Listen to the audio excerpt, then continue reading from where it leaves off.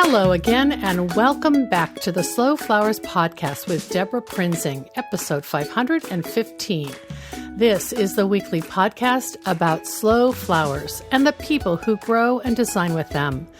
It's all about making a conscious choice, and I invite you to join the conversation and the creative community as we discuss the vital topics of saving our domestic flower farms and supporting a floral industry that relies on a safe, seasonal, and local supply of flowers and foliage.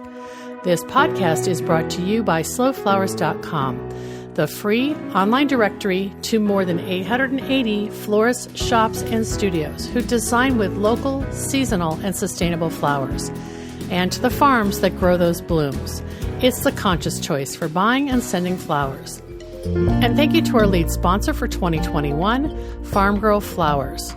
Farm Girl Flowers delivers iconic burlap wrap bouquets and lush, abundant arrangements to customers across the U.S., supporting more than 20 U.S. flower farms by purchasing more than $9 million of U.S.-grown fresh and seasonal flowers and foliage annually. Discover more at farmgirlflowers.com. For each podcast episode this year, we thank 3 of our podcast sponsors. Our first sponsor thanks goes to Rooted Farmers. Rooted Farmers works exclusively with local growers to put the highest quality specialty cut flowers in floral customers' hands. When you partner with Rooted Farmers, you are investing in your community, and you can expect a commitment to excellence in return. Learn more at rootedfarmers.com. I'm so happy to introduce you to today's guest, Sarah Reyes of Oakland-based Wildflower and Fern. Sarah's passion for local flowers moves through both retail and wholesale channels. She calls herself a botanical liaison, a term that sums up the role she plays for both customers of her 240 square foot retail flower shop, which opened in the fall of 2019 at Oakland's Rockridge Market Hall, as well as for fellow florists who turn to Sarah for her connections to unique local and seasonal flowers sourced from flower farms and fields outside of San Francisco.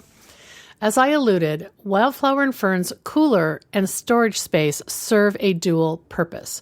It allows Sarah and her team to process flowers and produce larger designs, and it allows wholesale customers to shop from the back of the house, giving even more people access to local California-grown botanicals. I featured more of Sarah's story in a November 2019 issue of Slow Flowers Journal for Florist Review. You can find and download the PDF of that story in today's show notes for episode 515 at deborahprinzing.com. One more thing I want to mention about Sarah. She is a loyal and passionate supporter of Slow Flower Society, and she holds the distinction of being the only person other than staff and speakers who has attended all 4 Slow Flowers Summit conferences. This year, Sarah blew me away. She brought her entire team of designers, which was an amazingly generous way to share her mission and passion with them. You can see photos of Sarah and the Wildflower and Fern shop in Oakland in today's show notes.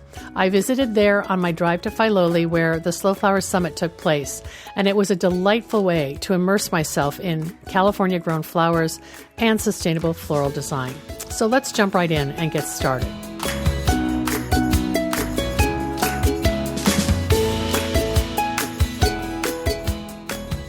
Welcome back to the Slow Flowers podcast with Deborah Prinzing. And today I am excited to introduce you to Sarah Reyes of Wildflower and Fern based in Oakland, California. I kind of just spontaneously invited myself to come see you, Sarah. Thank you very much. Really happy to have you here. You have been on my wish list to visit, and now that I'm in Oakland on my way to the Slow Flowers Summit, I asked you if I could stop by, and you said yes. You hold the distinction of being one of the only people who has attended all 4 Slow Flower Summits. And I will keep coming. Congratulations. But you and I met a long time ago. We met down in the Monterey Bay nursery you were doing tour. A demo and a book signing at, I think, Pajarosa Farm. Yeah, but that was like 6 or 7 years ago. Yeah, it was maybe 7 years ago, I think. Were you teaching then? No, I was studying with Kay Wolf at Merritt College. Okay. And I was just like studying for a Cal State floral exam, just getting started, really. Yeah. I remember connecting very distinctly because you were so Like, I didn't have to explain slow flowers to you. You were already there. Yeah. And then we just stayed in touch all these years. Yeah. So I want to introduce you to the Slow Flowers podcast audience for many reasons. One is you're very active in promoting slow flowers as a part of your mission and your brand, and I want people to hear how that works for you. But this business is relatively new for you. You've segued into it. So describe what Wildflower and Fern is, where you're located, and give people a little snapshot. Yeah. So Wildflower and Fern is a retail shop, and we're in Market Hall, which is in Rockridge in Oakland, and we're open 7 days a week now that things are opening up again, and we have a small studio downstairs where we process most of the things, and and what we're processing is all locally grown stuff. We do quite a bit of shopping at the San Francisco Flower Market, but also we have farms that drop off to us. We shop the farmers markets now. That was one of the silver linings of COVID, was getting to the farmers market and getting to know new farms. So we're supporting a lot more farms than we were in the beginning. Wow.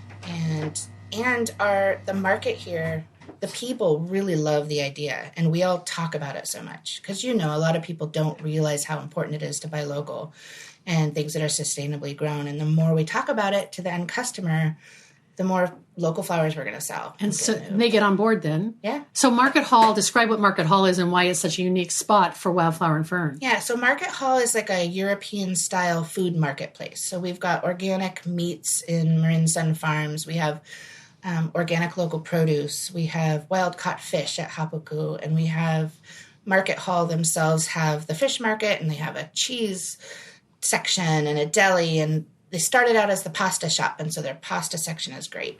And then they have a few businesses that are not part of Market Hall. We've got a wine shop and coffee, and then the flower shop. And they've had a flower shop in this location since they opened about 30 years ago. I will be the fourth owner of a shop in that location. As a tenant of the smallest flower shop, square footage-wise, I've ever seen. Yeah, I think we're at about maybe 240 square feet in the shop, and then maybe 100 down here in the studio. Yeah. It just shows that if you're ingenious about how you display things, you can really max out that kind of space. Yeah. The previous owner had a really good system, and so I've held on to some of those systems in the way we just roll the carts out of the shop. It's like a puzzle. Bring all the flowers outside so people walking by see them and are invited in. It's like spilling over onto the sidewalk. Yeah. Mm-hmm. Now that we're Wildflower and Fern, we've got ferns hanging all over the place. There's a fern grotto along the sidewalk, and it's just heaven. That's so neat. So being in this environment of other growers, purveyors, sort of agriculture-based local food is really just aligned with, they wanted to have a flower shop here. Yes. Yeah. When did you, I know that you worked for the previous owner and then kind of miraculously an opportunity came along to establish your own business here. Yeah, that happened in September of 2019. And I just wanted to get through the holidays and get through Valentine's Day. And then I had these plans of other things I wanted to do around the local flower scene. And then COVID happened, and it kind of slowed everything down. Oh, you poor thing. You weren't even 6 months into it. No. Oh. So I had no cushion. I still owed the previous owner money for, the fridges and stuff that he left. And so, yeah, it was a pivot. And so we closed. I closed for about 3 weeks because I didn't know what to do. And then I was like, I have to do something. The farms, all their flowers, it was spring. The flowers were coming. There was nowhere for them to sell them. The flower market had shut down in San Francisco. And I just went to the farmer's market. And I grabbed bunches of ranunculus, and I brought them back here, and I cut them, cleaned them a little, wrapped them, and sold them through produce at Market Hall. They were really supportive. Because they were food. They were considered more essential. Exactly. So before florists were considered essential, I was under their umbrella, and they were really supportive. They never wanted me to close at all. Mm-hmm. So I kept the shop closed for a few months, but sold out of produce. And then sometime after Mother's Day, brought staff back a little bit more regularly. Wow. And then, so it allows us to support more farms. And, yeah.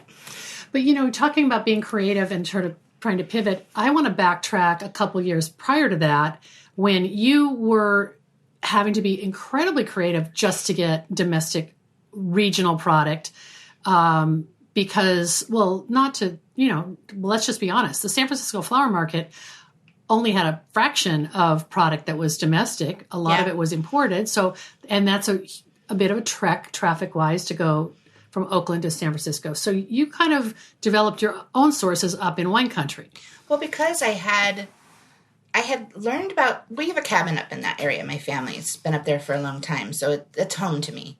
And I learned about the Sonoma Flower Market around the time that you went up to visit North Bay Flower Collective. Right. And before it even opened, Nicole, who owns California Sister, invited me to one of the farm meetings. And I got really excited, and I told them, I'm buying my flowers up here, and I'm going to take them down to the East Bay. And so I was doing retail pop-ups on my own, and I just bought flowers up there. And then I started buying for other florists, and I created a wholesale business called Unfurled, because ferns are like my spirit plant. And then you were a botanical liaison. I was a botanical liaison. See, I didn't say the wrong name, but I always give you. Yes. Floral concierge, I think it was. I'm trying to give you a different title, but I love botanical liaison. I do too, and it's yes, I'm the original botanical liaison, I like to say. So I just connected with the few farmers that were selling up there, and then I ended up buying the most amount of flowers from the farthest away at the Sonoma Flower Market. And I think at first they thought, that's not practical. How's she going to do that? I was driving a Mini Cooper at the time. Oh, I bet it was just completely packed to the gills. It was packed. You wouldn't believe how how much that thing. You can cram into one, I bet. Oh, yeah. So I just kept doing it. I'm really sincerely passionate about getting the flowers down here. And from our talks before, I wasn't really charging people to do it. I just was like, well, I'm going up there anyway. And then my model changed a bit, and I started doing, changing how do I do that? How do you actually fund it? Because you have to pay for your gas at least, right? Yeah. So is it a 10% markup? Is it a 20% markup? Is it a monthly fee they pay to be a part of it? It was just trying to figure that out. And then, I just continued going up there for a couple years. And then Brian, who owned the previous shop, I was trying to get him to be a customer. And he wasn't really into it because he likes to curate his own stuff. Well, then I wasn't making any money doing this, and I needed to. So I took a job as shop manager at his shop. And then he saw my curation skills. He saw what I was bringing down. And then he actually opened up his studio for me to have a little wholesale growers market. We would move whatever we didn't sell at the shop. It was a really great program. He kind of became a believer, but you had to go work for him to show him what you meant. Yeah, and he would buy local at the flower market, but it's just not the same. Yeah. And so he started, but we moved a lot through the shop. You were saying, I remember because I interviewed you for a story in Florist Review, which I'll add a link to that, a PDF of that, so people can kind of watch your trajectory. But basically, there was sort of no risk because the shop would buy X amount, and then anything over that, you knew you could move to local florists. Yep. Or use in your own pop-ups. Yeah. Wow. And how long did you do that? For a couple of years? Probably, I guess a couple of years, because I worked for him for a couple of years, and I did that most of the time. That was your side hustle. Yeah. Yeah. Yeah. And then this opportunity came where he wanted to phase out of retail. Yeah, he did like a semi-retirement, but he wasn't wanting to sell his business. Mm-hmm. He was taking that with him, and just asked would I like to take over the space if the Wilsons, thought that would be a good idea. And I never thought I wanted a retail space. I mean, you're here all the time. But I thought, it's a really great location. I get to hit the ground running. I get to introduce these flowers to the end customer. Right. And because I talk so much about it, I think that's really important. The florists that I know are already into this, and they know where to find it. And then I also started embracing the local growers that are at the San Francisco market as well. So I'm getting to know more of the farmers there. They know what I like. I have one that will cut for me even if I haven't asked, and do they tend to be a little bit larger scale, or like have more? Are they more? Yeah, like they're a little larger scale farms? than the smaller farms. Yeah. Mm-hmm. But they're like family farms. Mm-hmm. I buy from the wholesalers as well, but all of my vendors that help me at each wholesaler know, don't put that in Sarah's box. It's not imported. If I have somebody shopping for me, they know. I mean, that it is She wants the imported. local stuff. She wants the local stuff. So they know that. And so, the flower markets are super important. It's a part of our big flower hub. Yeah, it's a fabric. Also, it's the fabric of this community. Yeah, and they're starting to embrace local more now, which is great. Yeah. But I have these connections that I've built over like 3 or 4 years, and I just can't not keep connecting with them and keep driving up. And well, you clearly did, because these flowers were in abundance and sometimes didn't have customers up at the North Bay Flower Collective. Many things may have changed, but in the early days, like 5 years ago, they didn't have the population density that Oakland has either. Yeah. And also, because of land cost in Oakland, there aren't a lot of hyper-local farms in East Bay. Is that true? There are a few. Okay. We've got Bluma Farm in Berkeley. We've got Boxcar in West Oakland.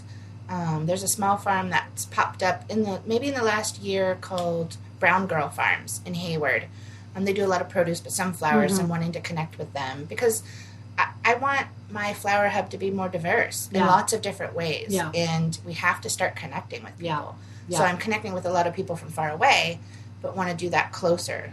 Right. And also just being open to saying, okay, maybe you grow a lot of produce, but how about growing some flowers for me? And, just kind of showing that opportunity and how much value added, I was going to say profitable, but how much value add there is for food growers to consider flowers. I have an employee whose partner is immunocompromised. She's not working at the shop. She was my shop manager. She was very valuable to me, and she still is. So she's, this past year and a half, have been growing flowers on the property that she rents, drying them, selling some fresh, making beautiful wreaths, and which you stock. Which I stock. Yeah. And I cannot keep them in the shop. I'm not kidding you. They're so beautiful. I agree. I'll take a photo of that purple one upstairs. That's stunning. So yeah. And so you are very relationship based, and so you have someone like the manager you just described who can't be a conventional retail employee. You figured out how to keep that person in the business. Yeah, for the first year, I kept her on payroll, and I paid her to make the wreaths. And then I also supplemented her with some stuff because she wasn't growing as much as she is now. And then during that time, she pivoted. She opened her business. It was fun to watch her do that because I had just done it. Yeah. And I told her, I will buy what you grow. Yeah, you're incubating her. Yeah. Then she's got another friend that's in the city, Elise from Her Urban Herbs, who's got a beautiful new shop. And she buys pretty much half and I buy half. And so, she'll be able to expand more, that she's able to move it. Mm-hmm. And then one thing I want to mention is that a good thing for some of the farmers up in North Bay Flower Collective, they pivoted during shelter in place and are now selling directly to the public. So they've either built a farm stand or started CSAs, and it's a lot of them. Yeah. So on one hand, it makes it harder for me to get stuff from them, or even impossible for some of them. But I'm so happy that they have those outlets, and it allows me to diversify farms, and I can buy a little less from more farms. Right. Because it's hard for me, because I would be like, I want to buy from all of you, and right. And even though I know that I can't, it's actually one of the silver linings. Well, a couple things that I want to say in response to that. One is, I asked you upstairs about how many farms was I seeing across your storefront, and you said about 10? Yeah, maybe even more, because there's a couple new farms that have popped up at the farmers market. So we bought from 3 new farms today. Is that Oakland Farmers Market? No, it's in Marin, at the Marin Civic Center. Oh, okay. Yeah, so there's a few new farms that just popped in. Longer Table Farm just started their selling flowers a couple weeks ago, and we're really excited about that. So it could be 15 to 20 up there, really. And why do you go up to Marin? And for people who don't know the geography, it's not in your backyard. You have to cross a bridge to get there. Yeah. Is it because you don't want the Oakland customers to say, oh, I just saw that down the street and now Sarah's marking it up? No, because some of the farms that I'm shopping with there are at the Berkeley Farmers Market, and they're at the Oakland Lake Merritt Farmers Market. It's because during shelter in place, Front Porch Farm was delivering to me for a little while, but then things slowed down for them a little, so it wasn't practical for them to deliver.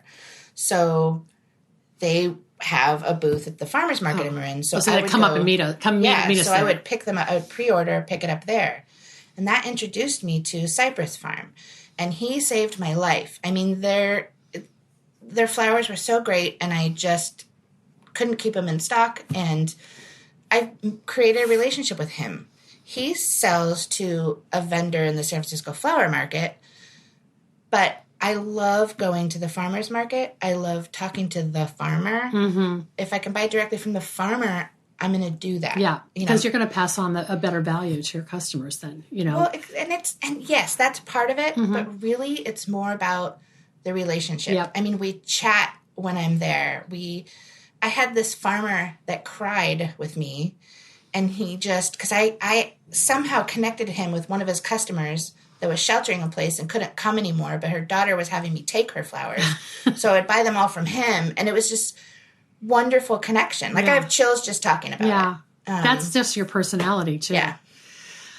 Wow. Well, the other thing I wanted to observe is that for such a small retail space, how on earth do you have 10 employees? I mean, that is just amazing. And maybe it's because you're just working around people's life, and they're fitting in when they can. So everybody, I mean, it's always been important, but a lot of us didn't pay attention to the work-life balance. Mm-hmm. And I have an employee who grows lavender in Sebastopol and distills it and sells it. So she needs time to do that. And she needs a break. And, I have another employee who works with another farm or volunteers at a local farm, and they need time to do that and be home with their partners or their animals or whatever. And so none of my employees are full-time. They work 2 or 3 days a week, 1.5. I have 2 that are students, both getting their master's right now, and then they get to come here and work. Like this is their mental health break. Yeah. And their creativity break. Oh, totally. Yeah. And there's one employee who she just was having a rough day. I said, just come in for some therapy. Go downstairs and just make something. And that sometimes we just do that for her. And so it's just... That's so neat. And I'm able to pay them pretty well. Mm-hmm. For a long time I didn't pay myself, which I know sounds crazy. No, I've been there myself. But I get it. Yeah, I just need to pay them.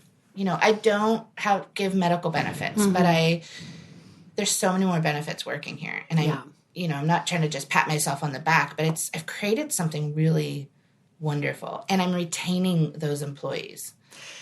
When you said just go downstairs and make something beautiful, we should explain that your shop is at street level on the sidewalk, but there's a warehousey basement here. Yeah. Okay. So you have like a studio that's not open to the public. Correct. We're in the parking garage. Yeah. And we are hearing a little bit of the generators around us, so apologies for the ambient noise. Yeah. Okay, that makes a lot of sense. And I do think that a lot of your philosophy, being a leader in the slow flowers community, / employer and / advocate, is you're at a point in your journey where you can do that. So do you mind talking a little bit about your journey and how you came to flowers and what your past career was before you got into flowers? Yeah. So I was actually on the clerical side in the medical field, and I worked for a neurosurgeon at Oakland Children's Hospital, and I loved my job. It was a bit stressful, but I could handle it. And then, some mental health stuff happened within my family and caretaking, and it really affected me, and I just sort of crashed. And then I couldn't go back to that job anymore. My stress threshold level had gone down, and I was home a lot. And my husband said, just find something you love to do. Go take a class, do something. And he said, don't you like playing with flowers? Oh, bless him. Oh my gosh. Yeah, I don't take him for granted. He is why I'm a florist. And so I took a class at Merritt College in Oakland, and it was, a small program at a really good horticulture program. This was about 10 years ago, or maybe 8 or 9. Okay. Yeah. And I started taking classes there as one class a semester. So I did it for 3 years. I took the same classes over because Kay, our instructor, would teach at whatever level you were. And she encouraged me, as part of the Cal State Floral Association, to take the exam and get certified, even though we don't need to be certified. Right. It's super important. It's professional, though. Yeah, and learn the things. You may not want to use them. Like, I don't use floral foam ever. And even taking the class, even in the beginning, I didn't want to use it. And so I wanted to just use natural mechanics. So even though she was teaching the use of foam, she would let me do something different. You know, I'd just you came up with your own mechanical alternative. And I did do some stuff in foam in the beginning because learning how to use it, then I was like, okay, what can I use to achieve the same thing? But honestly, my style is a little bit more wild, and it's not the foam look. It's the Wildflower and Fern look. Yeah. I actually did a casket piece for the first time this morning with no foam and just used moss. Which people claim cannot be done. So I am glad to hear about this. Yes, I did it. I didn't have time to photograph the final one, but I was taking pictures during the stages so I could show you what I was doing. And it was very sturdy. And it's hot out. Yeah. That's so... If the flowers do well in moss at a funeral... Well, I did use a lot of things that I knew would do okay. Sure, of course. But that's part of the... Leucadendron and stuff. Yeah, and that's part of the experience. Yeah. So when you got certified, and that's probably right around when I met you. Yeah. And did you primarily just plan to be a freelance wedding and event designer, or? No, I'm actually really not into event stuff. Mm-hmm. Seems a little wasteful to me, just because Yeah. So I actually 6 months into taking classes, I did get my first job at a shop in Berkeley, and I worked for her for about 3.5 years. Okay. And then I couldn't really move up there. It was a really small shop. I learned so much from her. And that's when I started just doing pop-ups and doing my own retail. I popped up within a pop-up, and then I started buying from Sonoma Flower Market, and it just took off from there. Like an organic unfurling. Yeah. I would buy the flowers at the Sonoma Flower Market, go to my cabin where it's really shady and process them and spend the night in the redwoods. Just make it an experience. And then I had a shop in Occidental up there that I would drop arrangements off at, and then I would come down and do pop-ups down here. So it was just this fun adventure every time. And also I can forage up there because I'm into foraging and so stuff on your property, that sort of thing. Yeah, stuff on our property. We grow a lot of ferns on the property, and I put ferns in everything. That's so when cool. I can. Yeah.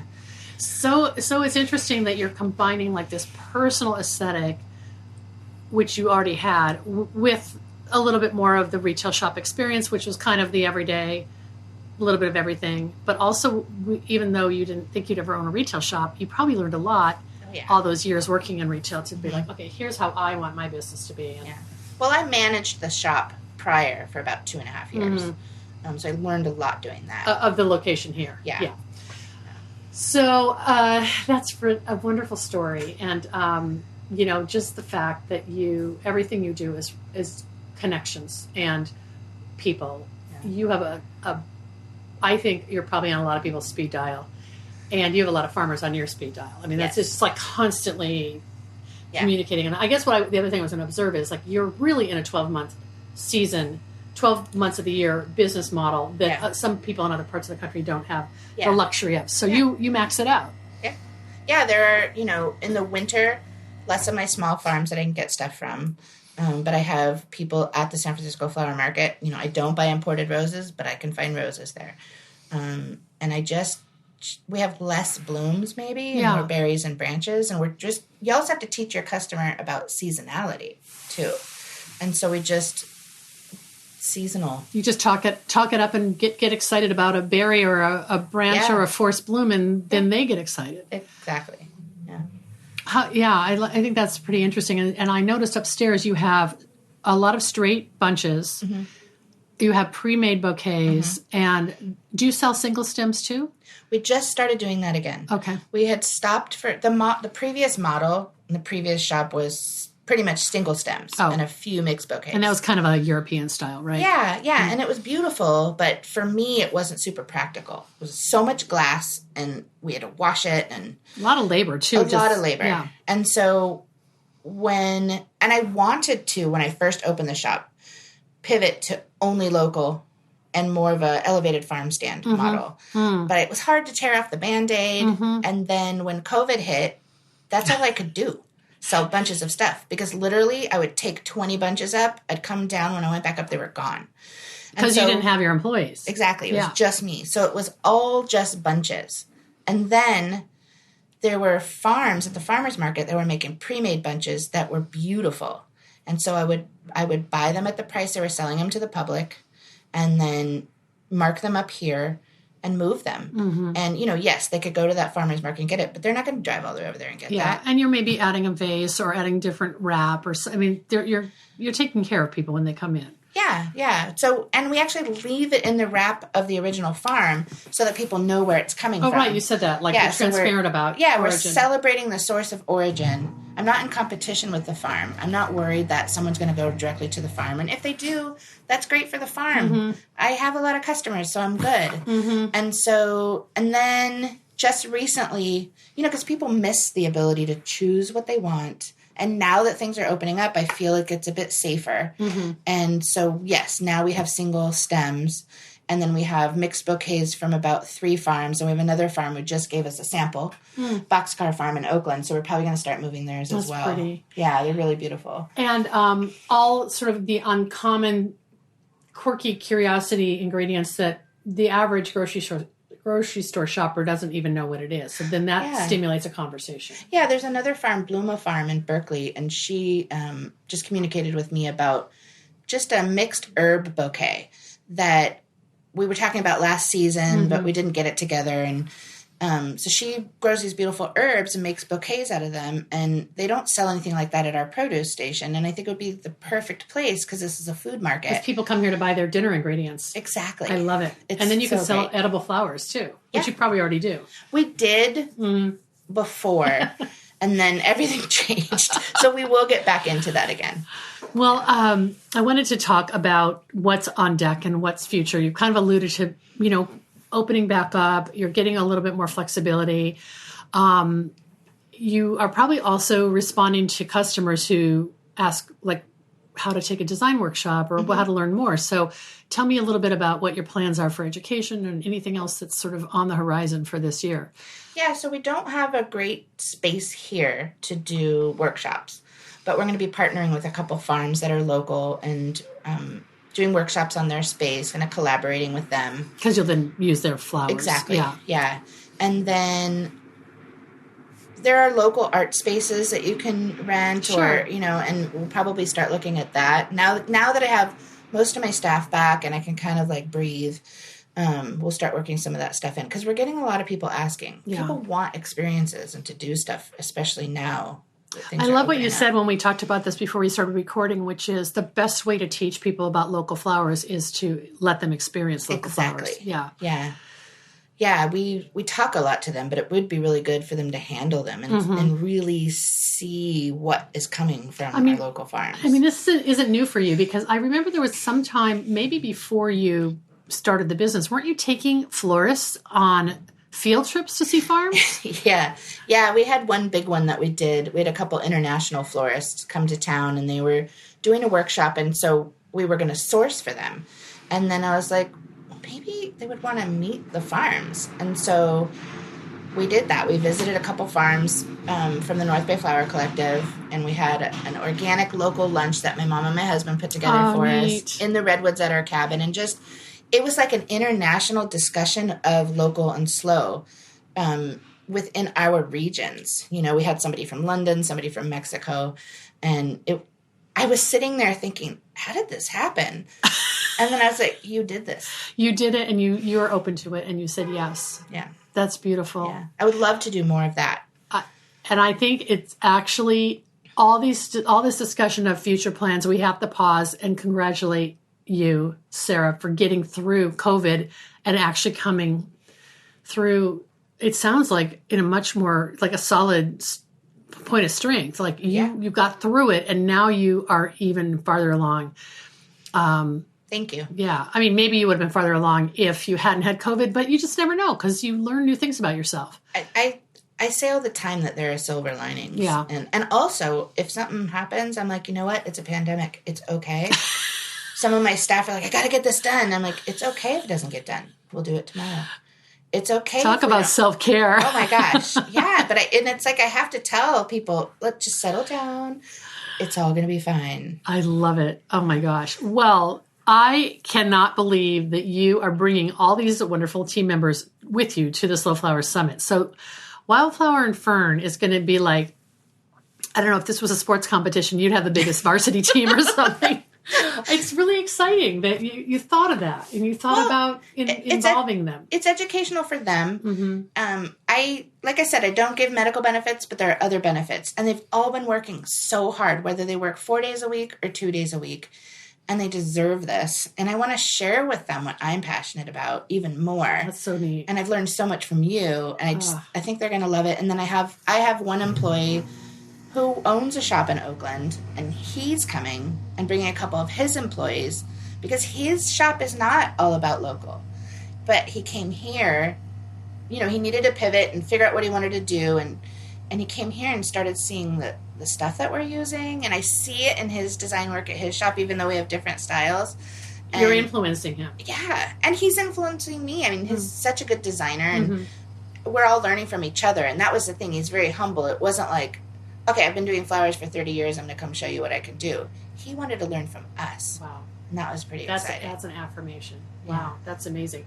Well, after we had this conversation and just came up with an agreement where you're coming on board as a sponsor, and we're, hosting all your employees, I said to Karen Thornton, my event manager, we need to come up with a package in the future, like bring your team members inspired by you. So, so maybe when we're at our not yet to be announced 2022 location, we'll have to come up with a way to do that. Yeah, I think that would be a great idea. For me, it was like, it's not super cheap. No, it's a spend. Yeah, but it's worth it. Oh, well, we're going to make it worth it too. And really, it'll be delightful to watch the expression on people's faces when they get to see your world. And so thank you, Sarah. Thank you so much. And is there anything I didn't ask you that you want to make sure we mention on this? Well, I wanted to talk just a little bit more about the future. Yeah. So I work with these farms up in North Bay Flower Collective, and it's still not super easy for all of them to bring stuff down. And because it's about an hour and a half, 2 hour drive. Yeah, okay. Depending on where they are. And in big areas, like traffic, not anyway. Yeah, exactly. So, like I said before, a couple of them started CSAs, so they're coming down sometimes. So I can go up, they can come down. We can have a small hub in Petaluma for farms to drop off handoff there. Kind of thing. Handoff, yeah, and nobody's processing things. It's literally just take your buckets down. We haven't gotten it all figured out yet. Do you pre-order? Is it just I have florists come shop? Because I have florists shop my cooler now. When they need something, they know where to come. That's what I meant about you being on speed dial. Exactly. Yeah, it just happened this morning.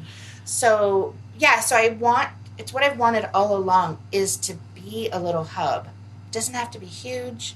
I just think it's important to connect. And I would like it to get a little bit bigger. Yeah, and you see what the potential is. Yeah. You're just scratching the surface with the space you're in now. Yeah, there's a lot of possibilities. Is there a wholesaler, a conventional floral wholesaler in East Bay? There is the Oakland Flower Market. Okay. And they're one wholesaler. I think a lot of their stuff's imported. Yeah. I don't shop there much. When I say conventional, that's kind of what I'm implying. Like they're kind of just doing what has been done for the last 25 years. Yeah, and they also have a booth at the San Francisco Flower Market. Oh. So it's... Yeah. Wow. But there's so much room for... I just, see that the consumer, the perfect consumer who wants local flowers is going to want more all the time. And so it's not like just a special occasion flower. It's a lifestyle that people have about having local flowers in their lives. Well, yeah, even more so now because over the last summer, it was like they needed plants, they needed flowers. We all needed that. And we're not going to stop needing it now that we're so used to it. I don't sell a lot of plants because I have a friend with a really nice plant store, and I don't know plants as well as I know flowers. Sure. But I cannot keep ferns in my shop. People just need... greenery in their Plus, house. that's sort of on brand for you. So don't do everything, but at least get your fern game on. That's all I do, ferns, and I have a good fern game. That's so cool. Yeah. Well, when do you think that this hub is going to evolve? Are you going to kind of, because you're entering a very busy season, so maybe next winter you'll pull it together? Well, we're going to start it this season. We're just kind of working out the details and then kind of figure out what it is. And then it'll probably expand next season. Okay. Yeah. So if people follow Wildflower and Fern on Instagram, they're probably going to see what's going on. Yeah, they'll learn about it. Good. Sure. Excellent. Yeah. Well, thank you so much. This has been just a delight. And I'm just getting more and more pumped that, let's see, it's Thursday. We have until Monday. I'll be really ready to play with flowers on Monday. So yeah, I'm excited, and I really appreciate you having me on the podcast. I know. It's long and coming. Thank you so much.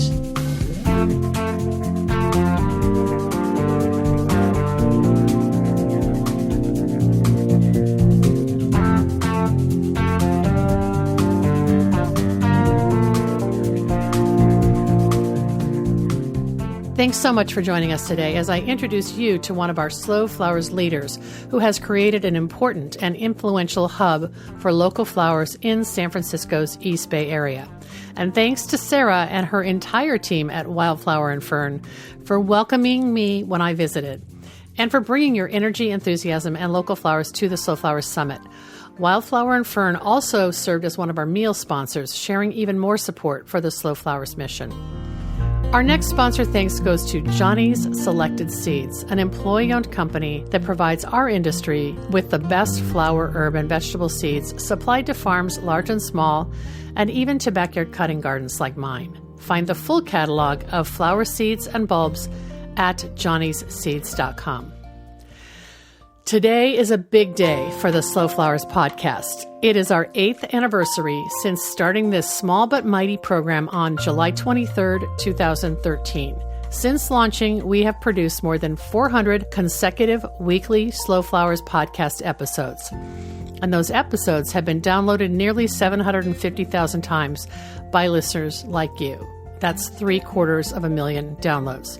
It's so fitting that Sarah Reyes of Wildflower and Fern joined me on today's program because she embodies the mission and values of the Slow Flowers movement. Sarah's interview is going to be our final audio-only episode. Today we are launching our new podcast platform, adding video programming to enhance the audio interviews and conversations you've listened to for 8 years. You can find the link to watch and subscribe to Slow Flowers podcast on YouTube and Facebook Live beginning today and every Wednesday going forward. It is my goal to introduce you to the faces and voices, the farms, shops, and studios, and most of all, the flowers of our community. The audio of each episode will continue to land in your inbox in whatever way you've listened before, including iTunes, Spotify, and at DeborahPrinzing.com. Thanks in advance for following me down this vodcast path. I'm excited to see you there. Our final sponsor thanks goes to Mayesh Wholesale Florist. Family-owned since 1978, Mayesh is the premier wedding and event supplier in the U.S., and we're thrilled to partner with Mayesh to promote local and domestic flowers, which they source from farms large and small around the U.S.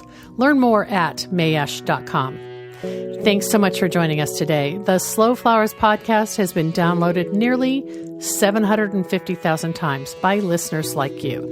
Thank you for listening, commenting, and sharing. It means so much. As our movement gains more supporters and more passionate participants who believe in the importance of our domestic cut flower industry, the momentum is contagious. I know you feel it too. I value your support and invite you to show your thanks to support Slow Flowers' ongoing advocacy, education, and outreach activities. You can find the donate button in the column to the right at DeborahPrinzing.com. I'm Deborah Prinzing, host and producer of the Slow Flowers podcast. Next week, you're invited to join me in putting more Slow Flowers on the table, one vase at a time. And if you like what you hear, please consider logging onto iTunes and posting a listener review. The content and opinions expressed here are either mine alone or those of my guests alone, independent of any podcast sponsor or other person, company, or organization. The Slow Flowers podcast is engineered and edited by Andrew Brenlin. Thank you so much to Andrew for helping me set up our new video podcast platform and teaching me the technology. I'll be relying more on his talents in the coming days. And you can learn more about Andrew and his work at soundbodymovement.com.